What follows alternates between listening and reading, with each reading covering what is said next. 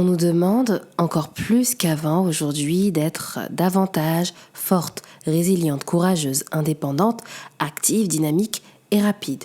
Comme ça, tous les jours. En réalité, en tant que femme, on est multicasquette, donc on n'a pas vraiment le choix. En tout cas, dans une certaine mesure. Et dans ce quotidien qui est rempli lorsque le stress chronique vient supplanter toutes ces interactions, toutes ces dynamiques, on oublie davantage son identité, ses besoins et parfois même ses ambitions de vie. Alors dans le podcast du jour, on discute stress chronique et féminité, histoire de comprendre les effets de l'un sur l'autre, afin qu'en cette nouvelle année qui s'apprête à commencer, nous puissions réclamer toutes nos possibilités, dont celle de guérir. Bonjour à toutes et bienvenue dans ce nouvel épisode de votre podcast Oser être vrai. Je suis Chloé Laure, votre hôte et coach. Et si vous vous êtes négligé, que vous êtes fatigué, que vous doutez constamment de vous, que vous n'arrivez pas à avancer ou à vous imposer, vous assumer ou simplement voir vos atouts, je vous aide à vous reconstruire et parallèlement à vous libérer du stress chronique, des blessures émotionnelles, des traumatismes hérités et des blocages pour enfin reprendre confiance en vous, reprendre goût à la vie et aller au bout de vos ambitions de vie grâce à votre charisme féminin. Histoire de faire le bilan et de commencer les choses en bonne et due forme, un petit cadeau vous attend dans la description, de même que toutes les informations pour les accompagnements et les questions de tout genre. Pensez à vous abonner ici et sur Instagram pour ne rien manquer. Et enfin, sans plus tarder, démarrons.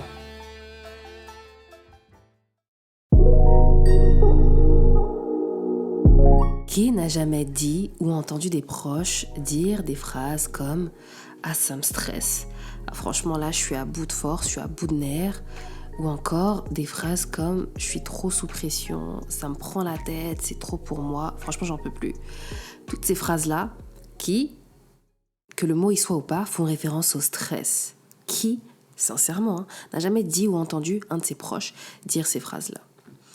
En fait, c'est rentré dans le langage commun, dans le langage courant, à un tel niveau qu'on ne se rend même plus compte de la signification réelle sous ces termes, qu'on ne se rend même plus compte de l'impact aussi de ces mots, et que notamment ici, on oublie qu'est-ce que le stress réellement, et son impact, son effet sur le corps, ses effets sur le corps. Le stress, qu'est-ce que c'est ? Initialement, le stress est une réaction naturelle du corps face à n'importe quel défi auquel vous pourriez faire face à une pression quelconque, face à ce que vous jugeriez comme menaçant pour vous. C'est tout simplement la manière dont le corps va réagir à toutes ces choses-là, toutes ces pressions, etc. À petite dose, dans certaines situations, c'est une réaction qui est bénéfique. Pourquoi ? Parce que ça nous pousse à agir. Ça nous pousse tout simplement à nous protéger. C'est une réaction de protection, tout bêtement. Sauf que, à certains moments, pour certaines personnes, ça devient chronique, c'est-à-dire que ça s'installe sur le long terme, ça ne s'arrête jamais. Et là, le stress, la réponse du corps ne joue plus ce rôle de protection. Au contraire, ça va même commencer à épuiser les ressources, aussi bien physiques que mentales et que parfois également spirituelles, et bien souvent sans qu'on ne s'en rende compte de prime abord. Donc, typiquement, qu'est-ce qui se passe ? Comment est-ce qu'on bascule de cet état où le stress agit comme une protection? Donc, par exemple, vous étiez sur le trottoir et là, vous vous apprêtez à traverser. Donc, vous arrivez sur le bord de la route, vous vous arrêtez en attendant que le bonhomme devienne vert. Une fois que ce bonhomme est vert, vous, presque machinalement, ça nous arrive souvent, des fois on ne regarde même pas. Vous traversez, vous commencez à traverser. Mais là, vous sentez qu'il y a quelque chose qui ne se passe pas bien. Vous regardez sur les côtés, vous voyez une voiture qui arrive et qui n'a pas forcément l'air de vouloir s'arrêter au feu rouge. Donc, qu'est-ce que vous faites à ce moment-là ? Soit vous vous arrêtez, soit vous courez pour traverser le plus vite possible, soit au contraire, vous reculez. Mais voilà, dans tous les cas, vous avez eu une réaction. Et cette réaction, elle est arrivée grâce au stress qui était là pour vous protéger. Mais comment est-ce qu'on passe justement de cette réaction de stress qui était à la base protectrice, qui nous a poussé à adopter un certain comportement, une certaine attitude pour se protéger, à un état où on est constamment sur le qui-vive ? Pour ça, il faut comprendre un petit peu plus comment fonctionne le stress. Vraiment, on va parler de ça de manière très succincte, on va pas aller dans les détails. Mais ce qui va se passer, c'est que lorsqu'un événement stressant va arriver, le corps va donc entrer dans cette phase d'alarme, la première phase, le mode survie.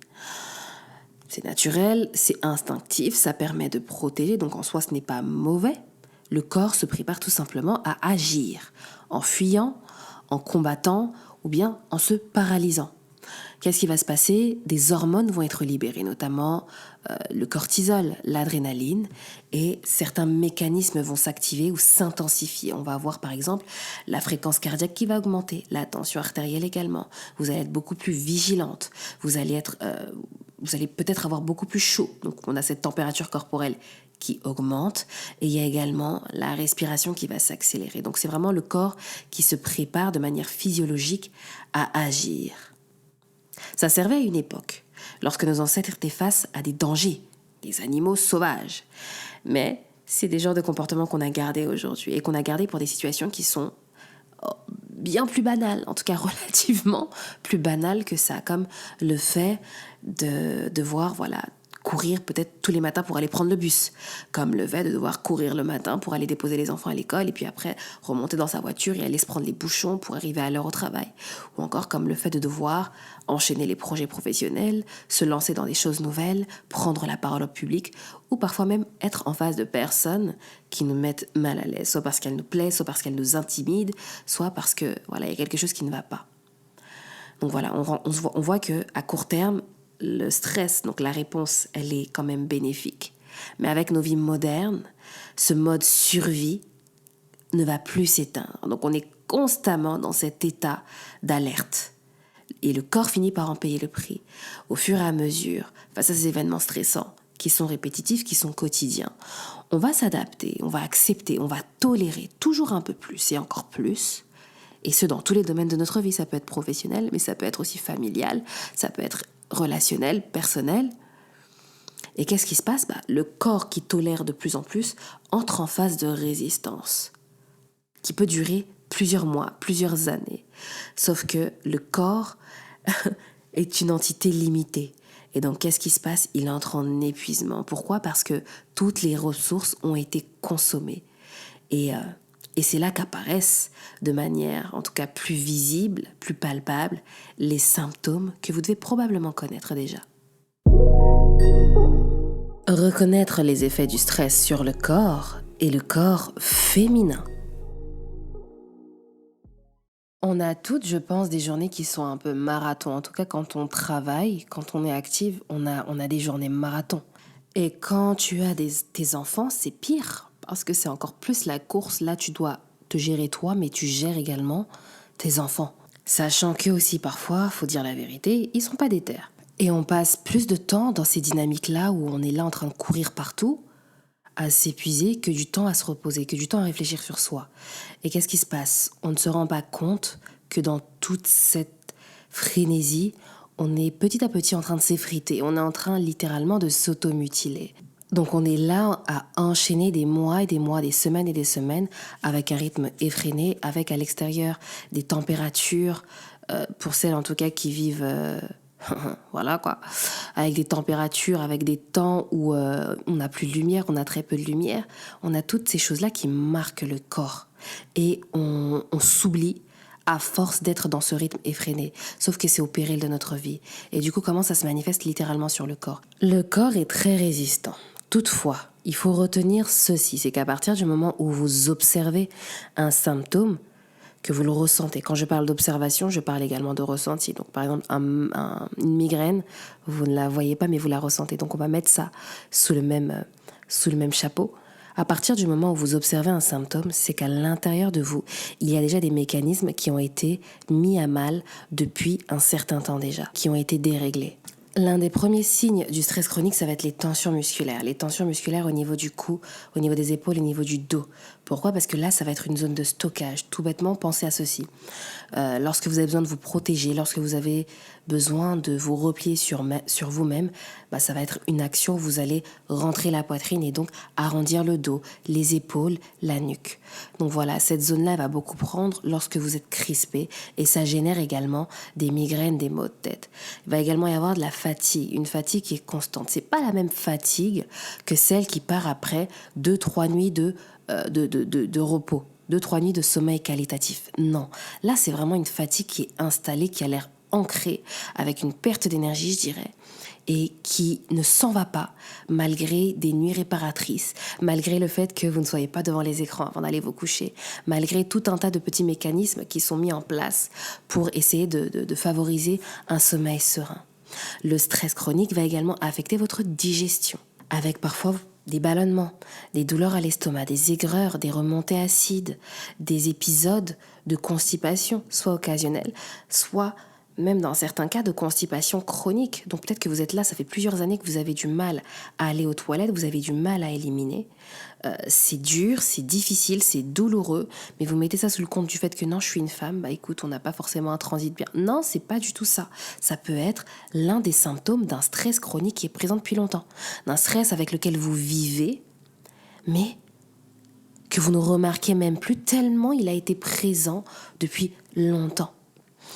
Donc on a ce stress qui, lorsqu'il est constant, va affaiblir le corps par des symptômes qui peuvent, on va dire, être soignés de manière assez facile, mais sur le long terme, très long terme, il peut y avoir des conséquences beaucoup plus graves sur la santé, avec un système immunitaire qui est affaibli par ce stress prolongé. Et là, c'est dangereux pour vous, mais c'est également dangereux pour les personnes qui vous entourent, notamment vos enfants. Parce que si vous êtes affaibli et réceptive face à tous les virus ambiants, vous êtes beaucoup plus à même de les transmettre à vos enfants. Donc cet état de stress chronique, lorsqu'il est long, peut vraiment conduire à toutes ces infections, cet état où le corps est littéralement inflammé de l'intérieur, avec des maladies aussi plus graves qui peuvent arriver, le syndrome de fatigue chronique. Donc ça, c'est pas juste la fatigue dont on parlait un peu plus tôt, ça devient vraiment maladif, où certains ont même du mal à tenir littéralement debout, où ça nécessite carrément des arrêts de travail parce qu'on n'est pas en mesure, ne serait-ce que de se lever pour se préparer soi, pour prendre sa voiture et se rendre au travail. L'anxiété également, la dépression, ce sont des choses qui découlent aussi du stress chronique. Et il y a des choses dont on ne soupçonnait pas le lien à une époque, mais qui sont également liées au stress chronique, à l'exposition à des facteurs de stress de manière chronique, sans aucun soin. C'est par exemple la tension artérielle. Combien de nos parents aujourd'hui ont de l'hypertension artérielle ? Justement, pourquoi ? Pour avoir été soumis à des conditions de vie parfois pas faciles, et forcément ça a un effet sur le corps. Maintenant, d'un point de vue un petit peu plus féminin, qu'est-ce qu'on peut observer ? Qu'est-ce que vous avez peut-être observé ? Les hormones, forcément, sont impliquées. Un peu plus tôt, on parlait de cortisol, on parlait d'adrénaline. Ça, ce sont des hormones qu'on va retrouver chez tout le monde, mais d'un point de vue un peu plus féminin, il y a des hormones sexuelles féminines, celles qui régissent nos cycles menstruels, toutes ces choses-là, notre fertilité également, notre apparence physique, toutes celles-ci, lorsqu'elles sont chamboulées, forcément, on va avoir quoi ? Des règlements menstruels. On vit des fois pendant des années avec des cycles qui sont très irréguliers sans jamais en trouver la cause. Certaines d'entre nous ont des cycles qui sont très longs, qui peuvent aller jusqu'à 40, 50 jours, voire plus. D'autres, au contraire, vont avoir des cycles qui vont être très courts, des cycles de 20 jours. Dans le même lot, on peut également observer une aggravation également des symptômes prémenstruels et parfois une fertilité qui est atteinte. D'un point de vue, on va dire, un peu plus phénotypique au niveau de notre aspect, il y a la chute de cheveux aussi des femmes qui sont parfois atteintes d'alopécie. Alors, il y a d'autres facteurs qui jouent en dehors du stress chronique, mais le stress joue également un rôle. Des femmes qui perdent leurs cheveux, des femmes qui ont des problèmes de peau. Vous avez peut-être aujourd'hui des crises d'acné qui surviennent parfois à certaines périodes de l'année ou lors de certains événements. Donc, par exemple, lorsque vous vous apprêtez à donner peut-être dans le cadre de votre travail une conférence ou présenter un projet, si c'est quelque chose qui vous stresse, vous pouvez avoir peut-être des crises d'acné ou des crises d'eczéma, des poussées de psoriasis. Ce sont des choses qui peuvent également être liées au stress chronique. La prise de poids ou la perte de poids également peuvent être liées. Et c'est aussi lié paradoxalement, aux soucis hormonaux. Donc on a un terrain en tant que femme qui est tellement à risque par rapport au stress qu'il ne faut absolument pas l'ignorer. Donc si aujourd'hui vous remarquez certains des symptômes que j'ai mentionnés, faites des recherches. Et gardez en tête les choses suivantes, c'est que chacun vit les choses à sa manière. On n'a pas toutes le même bagage, donc on ne vivra pas les choses de la même manière. Et les signes, les symptômes sont là, parfois depuis tellement longtemps qu'on ne s'en rend plus compte. Donc peut-être qu'aujourd'hui, vous ne vous pensez pas stressé, mais ce n'est pas forcément que vous ne l'êtes pas, c'est peut-être simplement que c'est installé depuis tellement longtemps que vous avez appris à vivre avec, que vous ne le voyez plus. Donc ça vaudrait le coup de prendre du recul et d'analyser votre situation pour vous parler en toute franchise. Effet du stress chronique sur l'esprit, le mental et les émotions.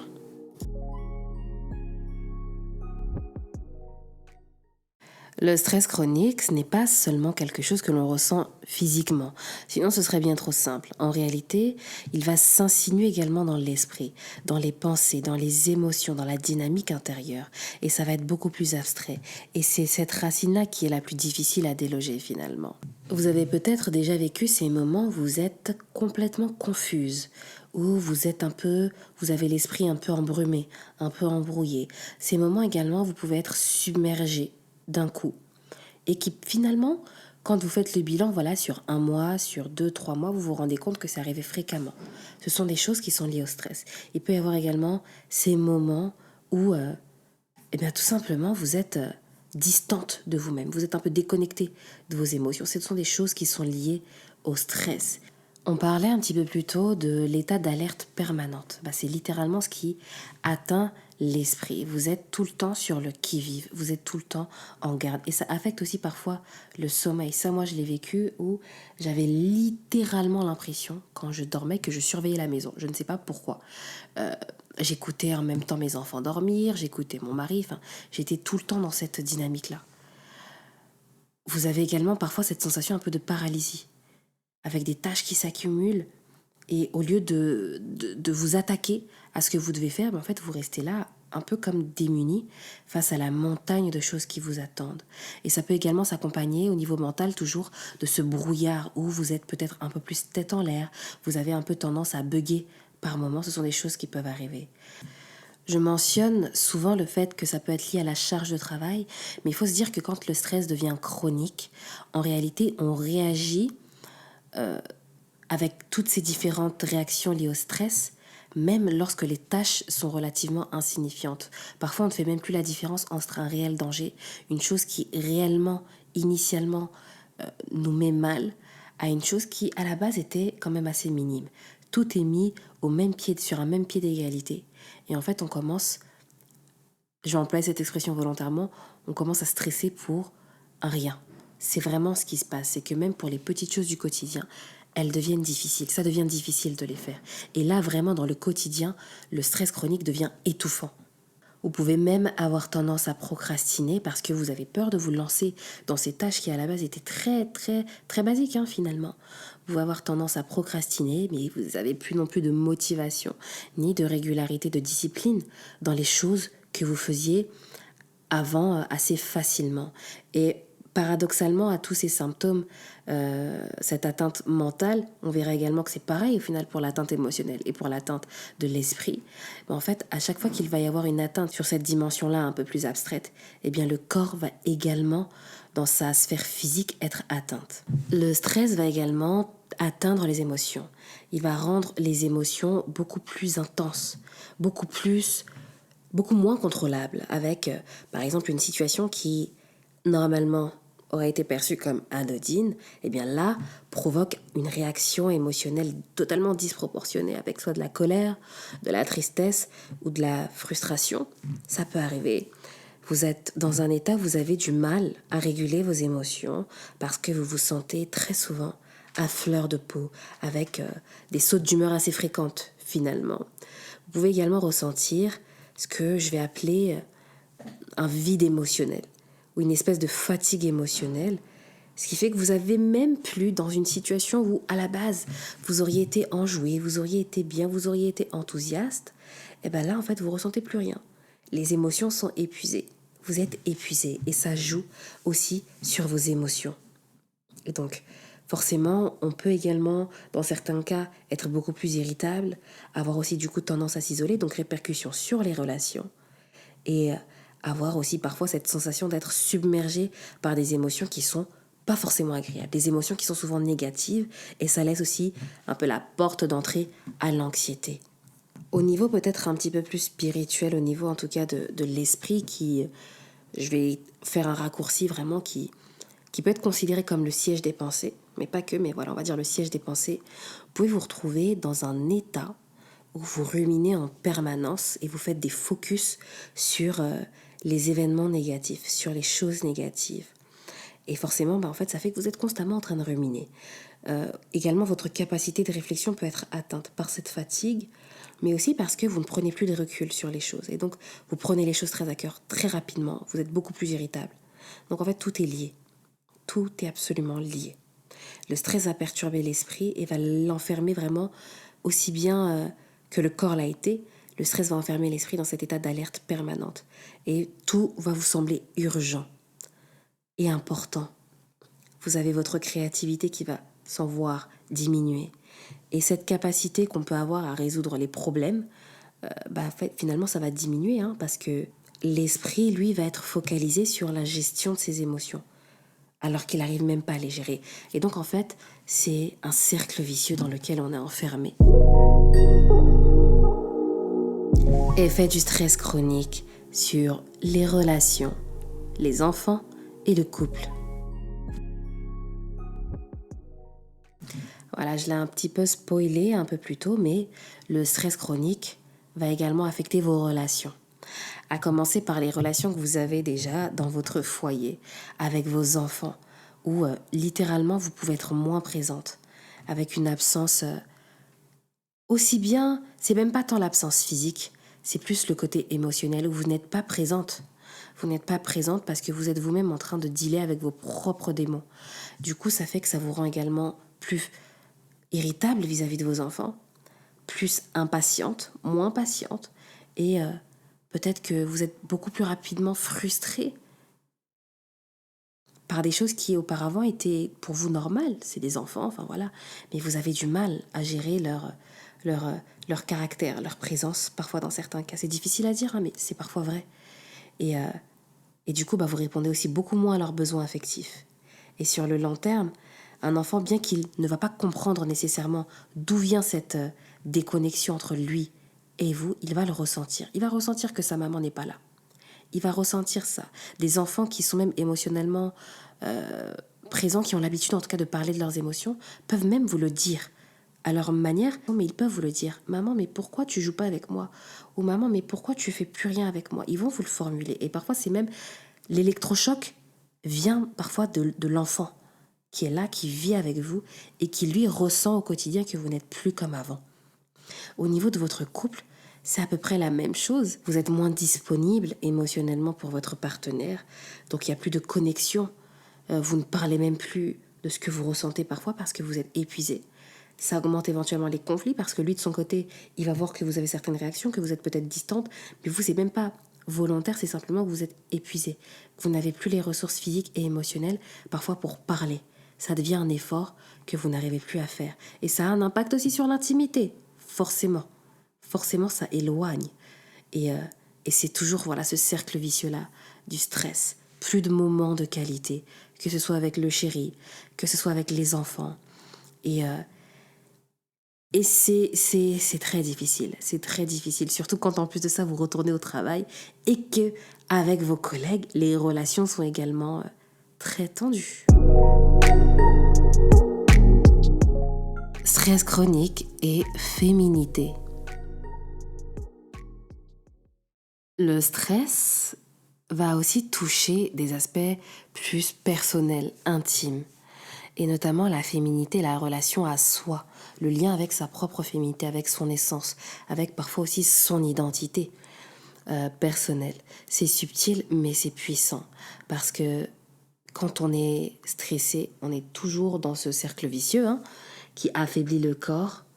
Eh bien, il y a aussi cette déconnexion à son corps qui s'opère. Parce que parfois on souffre vraiment dans sa chair, on souffre dans son corps, on est fatigué de cette souffrance.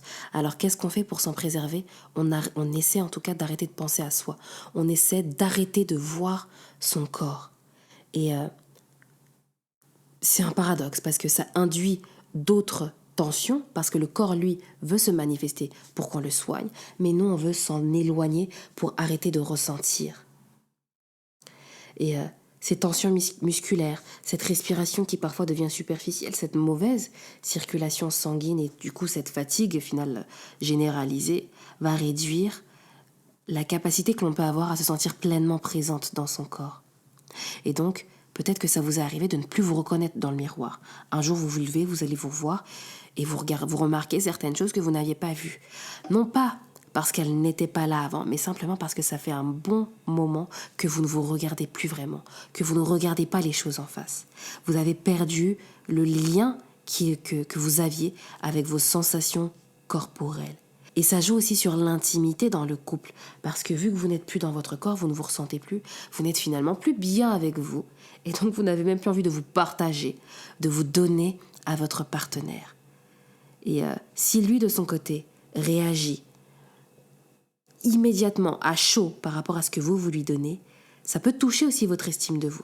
Ça peut toucher votre estime de vous. Pourquoi? Parce que vous, de votre côté, vous souffrez, vous avez mal, vous perdez confiance en vous.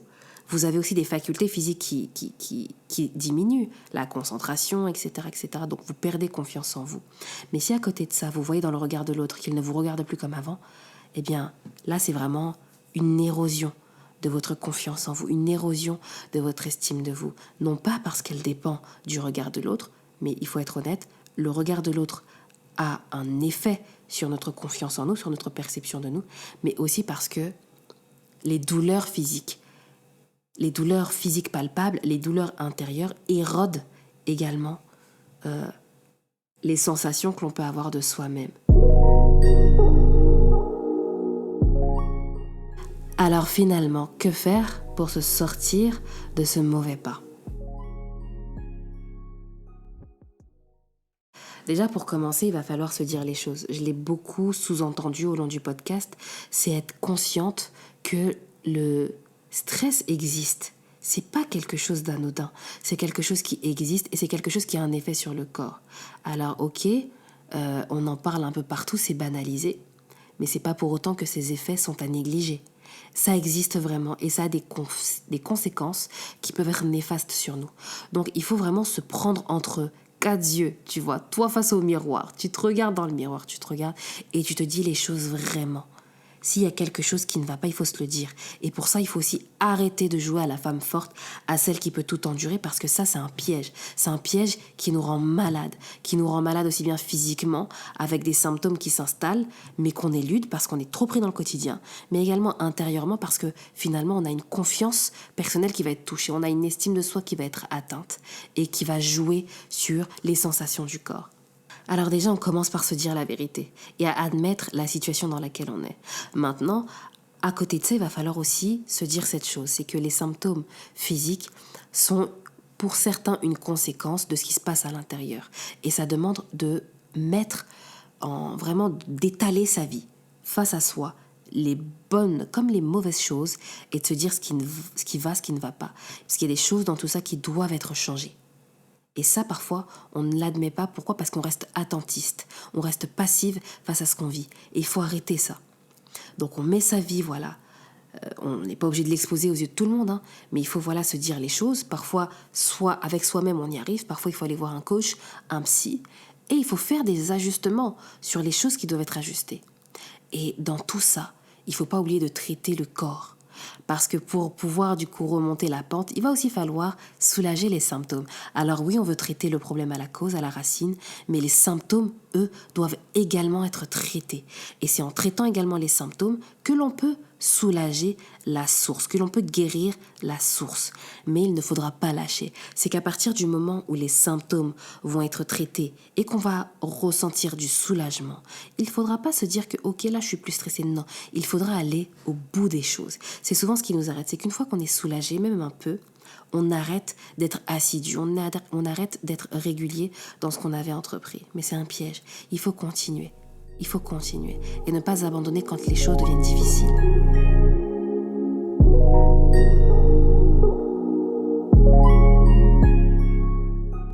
Alors, qu'est-ce qu'on doit retenir de ce podcast ? Très rapidement, le stress chronique existe. Il affecte le corps, il affecte les relations, il affecte l'esprit, le mental, les émotions et le tout forme un cercle vicieux qui se nourrit de cette frénésie du quotidien. Il faut s'arrêter pour pouvoir détecter les choses qui ne vont pas et il faut les traiter. Traiter les symptômes, oui, mais également aller à la source.